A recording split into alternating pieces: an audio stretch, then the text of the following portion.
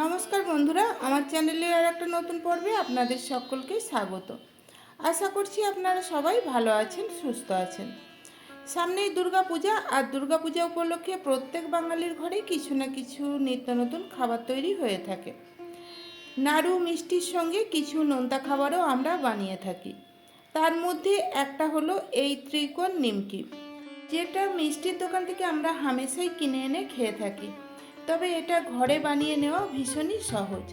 কিভাবে বানাবেন এই ত্রিকোণ নিমকি দেখে নিন আমার আজকের এই ভিডিওতে। নিমকি বানানোর জন্য একটা বড় মিক্সিং বোলের মধ্যে নিয়ে নিলাম মেজারিং কাপে 2 কাপ ময়দা। ওজনে দেখতে গেলে 400 গ্রাম হবে। এর মধ্যে দিয়ে দিলাম 1 চা চামচ লবণ। যেহেতু নিমকি বানাচ্ছি তাই নুনের পরিমাণটা একটু বেশি দিতে হবে। আর দিয়ে দিলাম 1 চা চামচ কালো জিরে। নিমকিতে কালো জিরের পরিমাণটা বেশি দিলে নিমকিটা বেশি খেতে ভালো লাগে। ময়ানের জন্য দিয়ে দিলাম মেজারিং কাপের 1/4 কাপ সাদা তেল। আপনারা চাইলে ঘি দিয়েও এই নিমকিটা বানিয়ে নিতে পারেন। তেলটাকে ময়দাটার সঙ্গে ভালো করে কিন্তু প্রথমে মাখিয়ে নিতে হবে। তেলটা যত ভালো করে ময়দার সাথে মাখিয়ে নেওয়া হবে নিমকিগুলো ততটাই খাস্তা হবে। আর এই নিমকির জন্য তেলের পরিমাণটা একটু বেশি দিতে হয়।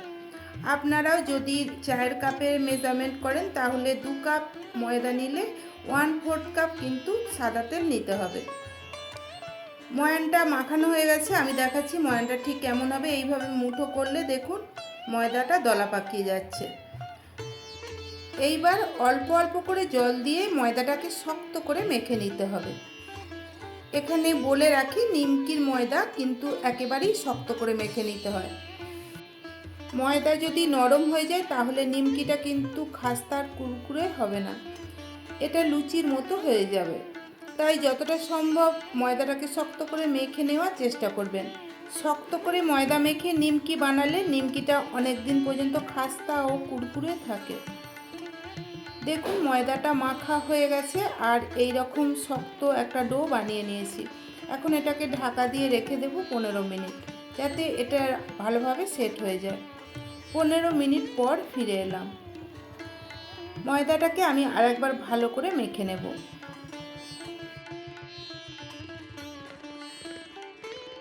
তারপরে এই ময়দা থেকে ছোট ছোট লেচি কেটে নিতে হবে। এখানে বলে রাখি নিমকির লেচি কিন্তু লুচির লেচির থেকেও ছোট হয়।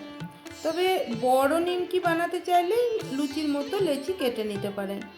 আমি একদম ছোট ছোট করে লেচি কেটে নিচ্ছি। সব কটা লেচিকে কেটে নেওয়ার পর 2 হাতের তালু দিয়ে লেচিগুলোকে একটু গোল করে পাকিয়ে নেব।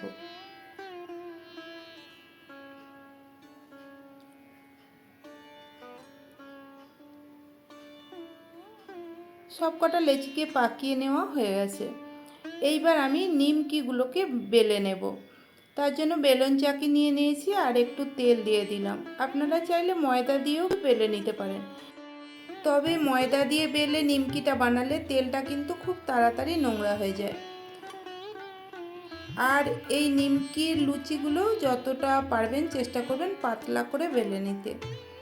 একটা লুচি বেলে নেওয়া হয়ে গেছে। একটা কাঁটা চামচ দিয়ে লুচির ভিতরটা এইভাবে একটু ছিদ্র করে দিতে হবে, না হলে নিমকিটা কিন্তু ফুলে যাবে।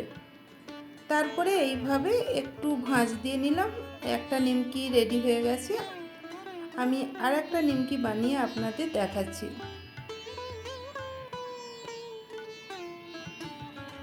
এইভাবে আপনারাও ত্রিকোণ নিমকি বাড়িতে বানিয়ে দেখবেন, তাহলে দোকান থেকে কিনে আনাই ভুলে যাবেন, এতটাই টেস্টি হয় এটা।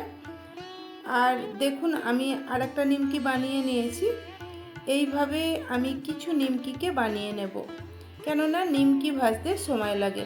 দেখুন আমি কিছু নিমকিকে বানিয়েও নিয়েছি। অপরদিকে গ্যাস অন করে কড়াই বসিয়ে কড়াইয়ের মধ্যে দিয়ে দিলাম সাদা তেল। তেলটাকে হালকা গরম হয়ে যাওয়ার পর গ্যাসের ফ্লেমটাকে একেবারে লো করে দিলাম। তারপরে কিছু নিমকি তেলের মধ্যে দিয়ে দিলাম। এখানে বলে রাখি তেল কিন্তু হালকা গরম অবস্থাতেই নিমকি দেবেন, খুব বেশি তেল গরম করা চলবে না।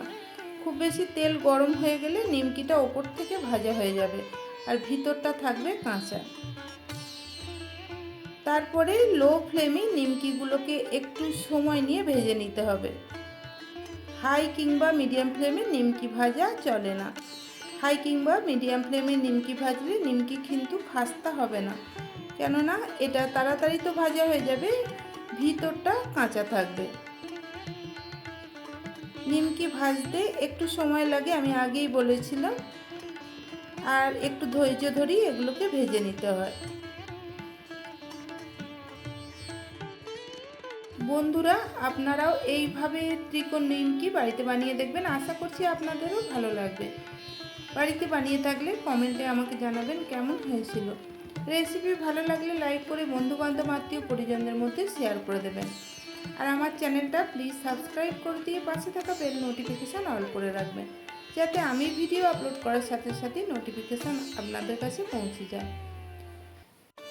দেখুন, নিমকিগুলো মোটামুটি ভাজা হয়ে গেছে আর নিমকির গায়ে একটা সুন্দর সোনালি কালার এসে গেছে।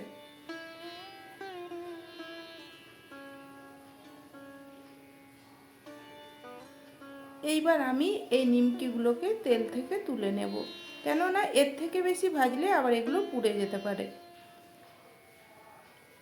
আর এইভাবেই বাকি নিমকিগুলোকেও ভেজে নেব। সবকটা নিমকিকে ভেজে নেওয়া হয়ে গেছে। এবার আমি আপনাদের দেখাচ্ছি এটা কতটা কুরকুরে হয়েছে।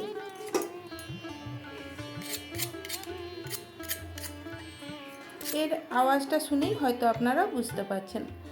তাহলে আজকের মতো রেসিপিটা এখানেই শেষ করলাম। আপনারা সবাই ভালো থাকবেন, সুস্থ থাকবেন। ধন্যবাদ।